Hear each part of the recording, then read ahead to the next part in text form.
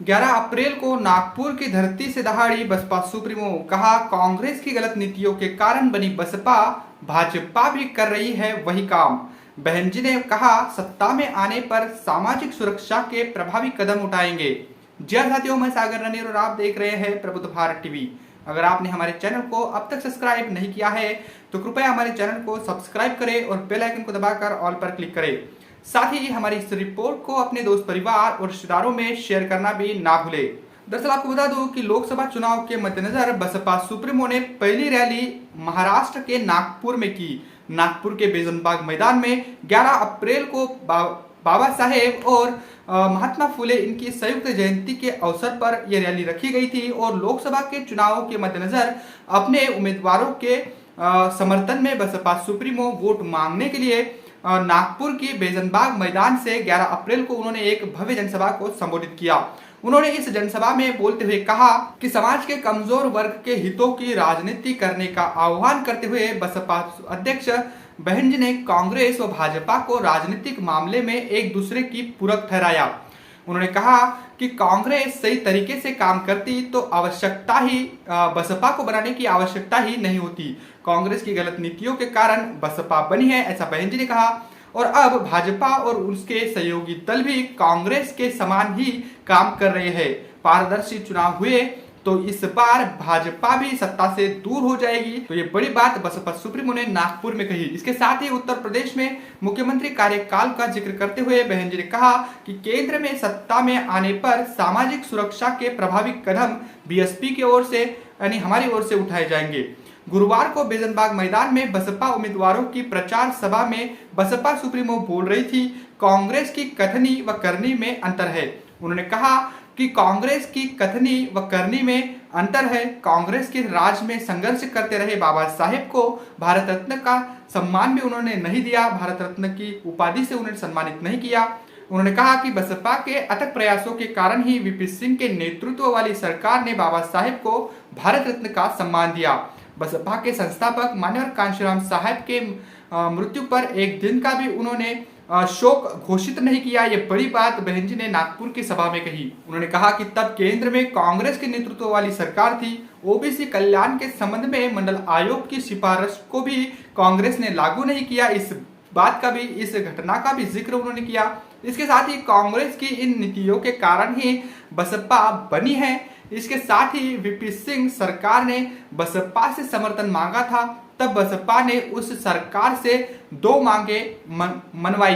पहली मांग तो थी कि बाबा साहेब को भारत रत्न के सम्मान से उन्हें सम्मानित किया जाए और दूसरी मांग ये थी कि मंडल आयोग की जो सिफारिश है उसको भी लागू किया जाए। तो ये बड़ी बातें बहन जी ने उस मौके पर कही।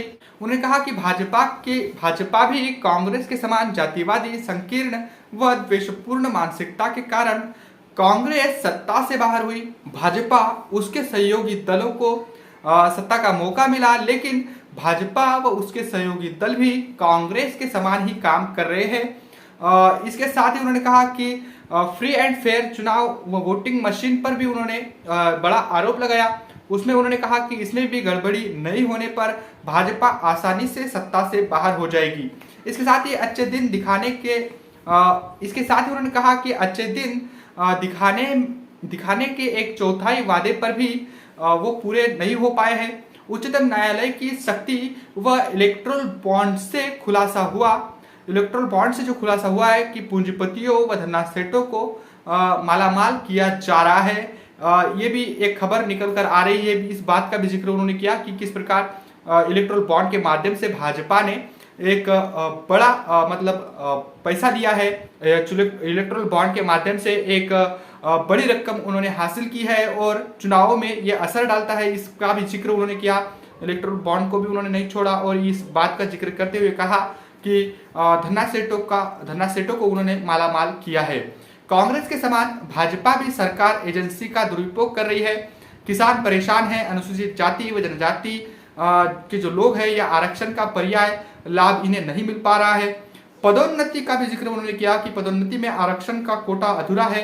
सच्चर कमेटी ने जो मुस्लिम समाज के स्थिति का खुलासा किया है कि मुस्लिम सहित अन्य अल्पसंख्यक वर्ग का भी विकास नहीं हो पाया है। ये तमाम बातें बसपा सुप्रीमो ने 11 अप्रैल की रैली में कही। इसके साथ ही उन्होंने देश की आर्थिक स्थिति ठीक नहीं है, इस पर भी बात की। बाबा साहेब व मान्यवर कांशीराम साहेब को महाराष्ट्र में बहुजन समाज ने निराश किया।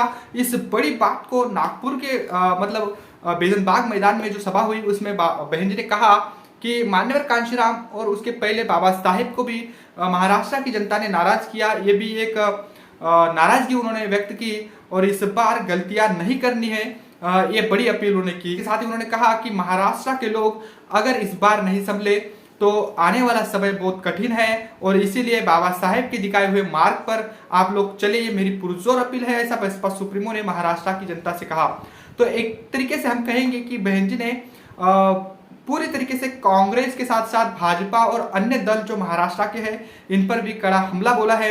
इलेक्ट्रोल बॉन्ड का मुद्दा उन्होंने उठाया कि किस प्रकार भाजपा ने इलेक्ट्रोल बॉन्ड के माध्यम से एक बड़ी धनराशि को इकट्ठा किया, चुनावों में उसका इस्तेमाल किया और इसके जरिए उन्होंने धन्ना सेठों को ही ज्यादातर महत्व दिया और उनको ही बढ़ावा दिया और उनकी ही आर्थिक स्थिति को मजबूत किया।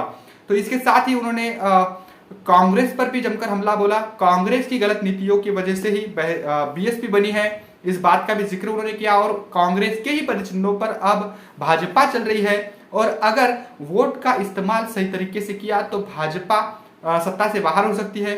ईवीएम मशीन का भी मुद्दा उन्होंने उठाया, ईवीएम मशीन पर भी उन्होंने संदेह व्यक्त किया और ईवीएम में अगर गड़बड़ी नहीं होती है, अगर चुनाव फ्री एंड फेयर होते हैं तो तब भाजपा सत्ता से बाहर हो जाएगी, आसानी से बाहर हो जाएगी, इस बात का भी जिक्र उन्होंने किया। तो एक तरीके से कहेंगे कि बहन जी ने उत्तर प्रदेश में नहीं तो एक तरीके से कहेंगे कि बहन जी ने नागपुर की जो पहली जनसभा उनकी हुई तो उसमें ये सभी मुद्दों को उन्होंने उठाया और बता दूं कि शुरुआत में बारिश का मौसम था और जिसके चलते लोग शुरुआत में नहीं आ पाए, लेकिन जैसे जैसे समय बीतता गया 3:30 बजे का वक्त था बहन जी के आने का मंच पर, लेकिन मौसम की खराबी की वजह से बहन जी 5 से 5:30 बजे उस मंच पे आई और तब तक पूरा मैदान खचाखच भरा हुआ था। तो बारिश का मौसम होने के बावजूद भी महाराष्ट्र के कोने कोने से लोग आए हुए थे। तो ये बड़ी बातें बसपा सुप्रीमो ने महाराष्ट्र के नागपुर से कही और जिस पर ये रिपोर्ट जो है हमने सबसे पहले बनानी चाहिए, लेकिन कुछ व्यस्तता के कारण हम इस रिपोर्ट को नहीं बना पाए। कुछ चैनलों पर भी मैंने देखा कि वहां पर इस रिपोर्ट को नहीं चलाया गया है, सोशल मीडिया पर भी नहीं दिखाया गया है, तो मैंने भी अपनी जिम्मेवारी समझी कि इस रिपोर्ट को दिखाया जाए। तो ये बड़ी खबर महाराष्ट्र के नागपुर से बहन जी ने जो सभा की थी उसकी थी और अब बहन जी जो है वो उत्तर प्रदेश के अलग अलग जिलों में अलग अलग मंडलों में उनकी जनसभाएं चल रही है।